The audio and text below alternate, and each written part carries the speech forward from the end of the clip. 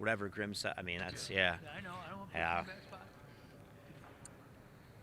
Niko, what's kind of the message to the guys? This is kind of a little bit of the same story over and over again here, but Um, I think you're always real with them. You got to keep, putting yourself in the fight and can't feel sorry for yourself and start blaming people or pointing fingers. And they don't do that. This is just a great group of guys. And that's been a hard stretch, but same point in time, you got to believe if you keep putting yourself in position, eventually one's going to go your way and things can eventually turn. And so, it stinks. These last two have been really hard, really, really. They're all hard. I hate losing, but these last two have been particularly hard. But boy, can't feel sorry for yourself and got to keep going. These guys have been great. So their attitude's been awesome, and I don't see any reason to believe why they won't stay with it.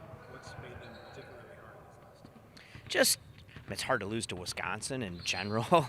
I think the way that game was, down to 6 guys and fighting as hard as we did. Being in that locker room and around the guys, the way that they responded in the fight that they had, it just really hurt to not be able to find a way. That would have been just an unbelievable win for us to go down there. And so that really hurt. And the other night, too, just another one where, didn't love how we came out of the gate defensively, but you knew it was going to be a hard game. They've given a lot of people tough tests, and again, just to not find a way down the stretch to just make another play and go out of there with the win, you just get frustrated. What's it like to coach against Izzo in the Big Ten? And he walks in and he's one of those signature coaches. Well, I thought, Mike, like I said, we've lost, several in a row here close. I think it's going to be nice. Maybe we can take advantage of Michigan State's, youth and inexperience, particularly in their coaching, and take advantage of Coach Izzo. And maybe they won't be very well prepared or, haven't been in these situations before. So maybe that's exactly a good thing for us. But no, one of the best to ever do it. You just look at their teams year in and year out, and it's what great programs do.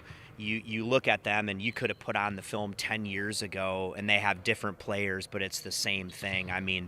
The transition, the rebounding, the defensive toughness, the togetherness, the fight, just the consistency in their approach. It's the same thing over and over. This team is quintessential Michigan State too. So again, you want to challenge yourselves against the best, and you get an opportunity to do that anytime you play Michigan State.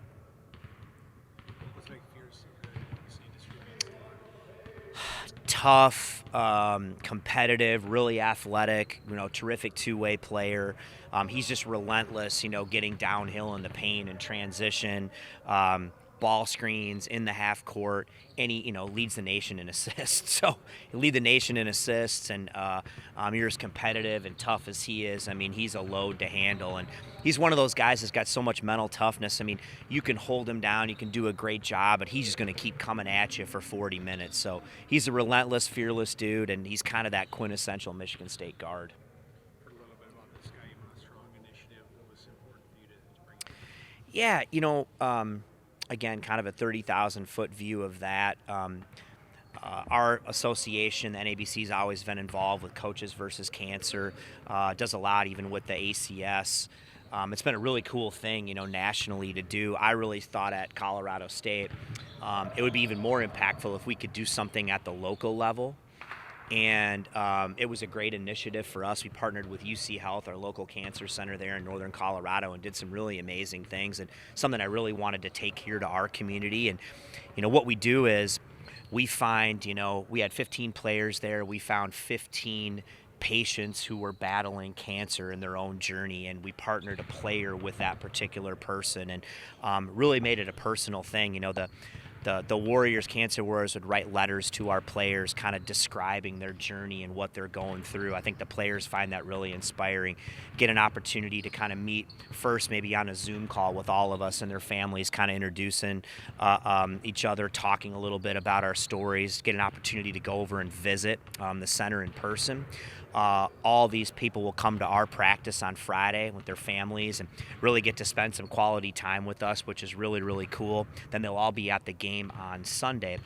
Great pregame thing. They'll be on the court with us during warm-ups. And what's really impactful is our players will actually wear the name of the patient that they're fighting for on the back of their uniform. So it won't say asthma, it will say the name of the patient. And it's really cool. And what I've learned from this is it's been really, really impactful for the patients and their families, but it's been even more impactful for us. The relationships that our players have made with the families and these people, some of them have been lifelong relationships. And so I think it's a really cool way to use our platform to help kind of impact our community. And so I'm excited to bring it here to Minnesota here in its first year, and we'll do that on Sunday versus Maryland. How's your team handle those losses? You got a lot of veterans for the team. Maybe they handle it better than their coach. I don't know. It's hard to say. I mean, I guess the only thing I can do is they keep coming back. I haven't seen anybody, lay down. And I tell them, once you start feeling like, oh, we're snake bit, or we can't get a break, or maybe it's just not our year. Once you start falling into that trap, you're just making excuses to give in. And we haven't done that. And that's all you can do, and it's frustrating that way, but we're still, just one game over the halfway point. Still a lot of basketball left to be played. They have done a lot of good things. I know it sounds redundant, but we just gotta stay with it, and so far that's what I've seen from this group. The one thing you can't do in short bench, though, is you can't have 5 good free throw shooters on that floor when you Yeah. in the last couple minutes, and obviously, is that something somewhat fixable during the season? What do you find about that in terms of free throws and guys that can or can't? I mean, shoot free throws every day. I'll take a young man like Langston Reynolds. I think fans could easily see how much better of a free throw shooter he is now than he was 3 weeks ago or a month ago. He's put in a lot of time. And so, oh yeah, I mean, he's put in a lot of time. And I don't know what the stats were. We shot pretty good free throw percentage. It just hurt us right in that last minute. We missed that one key one. I think Isaac maybe missed a back end, of one. And obviously those are magnified a lot more, in crunch time. But a guy like Langston, I think, really has improved at the line. And listen, I keep saying our margin for error is really small. And so those things just continue to get magnified in those situations. Yeah, I think he responded well. Probably a little bit sore, but nothing that I think held him back. Was fine after the game, and so I don't anticipate any issues with him for tomorrow night. Thank you.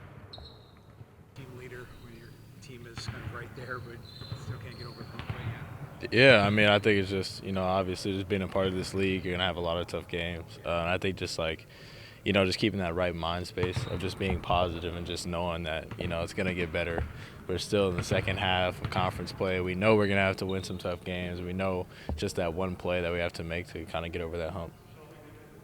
Is it hard to keep that belief that, hey, this time it's going to turn?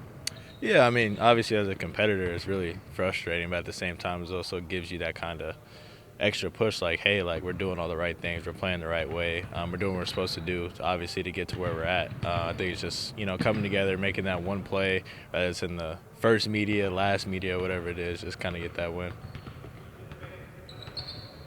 Looks like for Michigan State.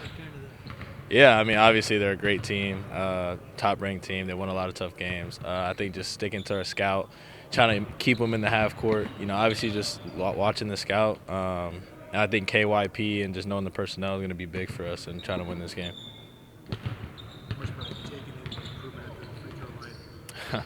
Yeah, spent a lot of time on it. I mean, obviously. I think just since conference play, it's shown that I put in the work. Obviously just keep taking those steps with the 3-ball, the free throws, the turnover, just everything really. I think it's just the work's just finally starting to show a little bit. I've been in it for a while now. What have you seen in how Niko kind of builds a team, puts together a group? Obviously it's not a full group on the court. We talked about that at length. But what have you seen in kind of how he puts together a team? Yeah, I think honestly he still holds us to the highest standard as if we were still a full team. I mean, you know what I mean? It's just how it is as a competitor. He's an elite competitor. He's won a lot of games. We've won a lot of games as well. So he still holds us to that standard of yeah, we're down a couple guys. Hey, we lost a couple of tough ones, but we still have to go beat Michigan State. We have to still go beat Maryland. You know what I mean? So just kind of still holding us to that standard. Describe what this last year has been like since you came here. Has it been Were you expected different at all? What's it been like to be in this situation? Yeah, I think honestly nothing ever goes as planned. I think everything you're gonna have to go through some type of adversity, no matter what it is. I think it's just what this year has been, through ups and downs, injuries, tough losses, tough wins as well. So I think just keeping that right mind that it's gonna get hard again. It's never gonna get easier, and just knowing that there's always light at the end of the tunnel. There's been points in games where you have kind of taken over in the half court, where you get downhill. You did some of that second half. What goes through your mind when you start seeing something or feeling that, and you kind of want to try to do that more as the season continues to go? Yeah, I think just letting the game come to me, not really kind of forcing some things. I think for me, once I see that first one go in, it's kind of like the hoop gets kind of big. So I think just knowing that, hey, at any point in time, I could just go get 4 straight, but just not forcing it. I think just letting the game just come to me. What's the defensive matchup going to be like with a guy like Fears?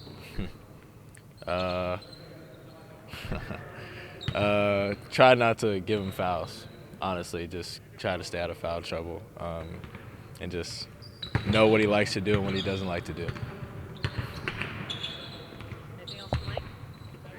Thank you. Appreciate it.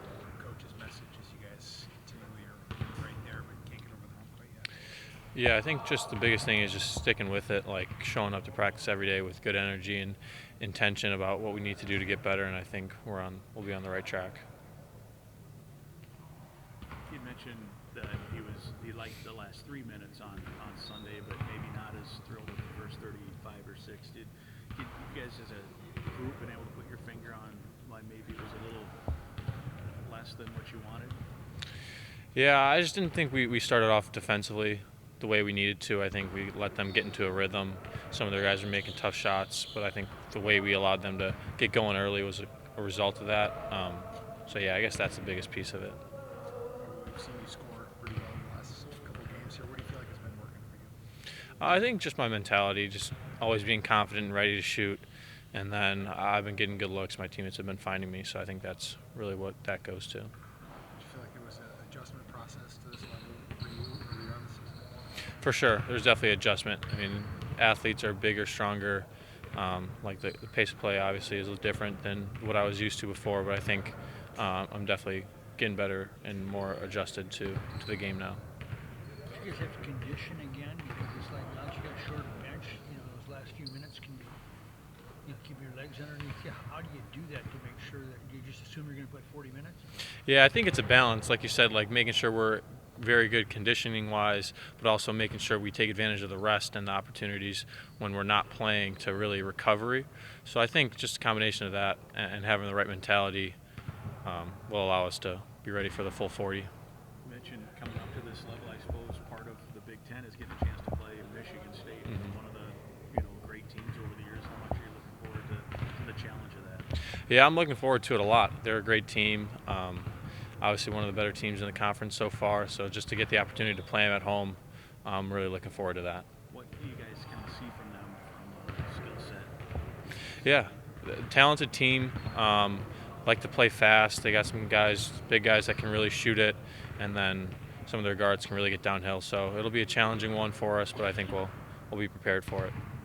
How do you look at your experience here in Minnesota, and obviously you've got eligibility going forward, if you like to add what you might be able to do if you stick around here? Yeah, I mean, obviously those thoughts go through your mind. I try to just stay locked in on the present moment and what I have to do today at practice, and then just the best way I can be prepared for the Michigan State game tomorrow.